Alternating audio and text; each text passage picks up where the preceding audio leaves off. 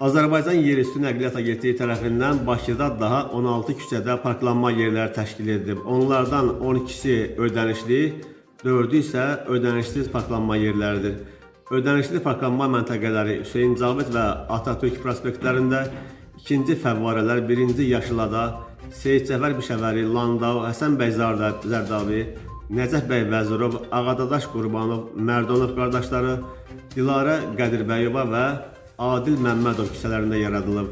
Yaxın günlərdə Dadaş Bünyadzadə, Yeni Yasamal, Məhəmməd Xiyabani, Bəhruz Nuriyev, Naxçıvanski, Şirin Mirzəyev, Məqsədi Gəncəvi, Mehdi Abbasov, Bəkir Çobanzadə və Ədhəm Orzəliyev küçələrində parklanma yerləri istifadəyə veriləcək. Nişanlanma xətlərinin çəkildiyi küçələrdə müvafiq yol nişanları quraşdırılacaq və yeni məntəqələr nəqliyyat vasitələri sahiblərinin ixtiyarında olacaq. Parkinqə tələbatın az olduğu ərazilərdə isə ödənişsiz parklanma yerlərinin təşkili davam etdirilir.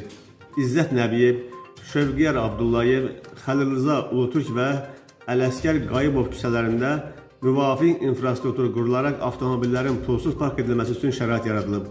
Ödənişsiz parklanma yerlərinin təşkili istiqamətində işlər davam etdirilir. Xatırladaq ki, yol hərəkəti haqqında qanuna əsasən ödənişli parklanma yerlərində nəqliyyat vasitələrinin 15 dəqiqəyə qədər parklanması üçün ödəniş tələb olunmur.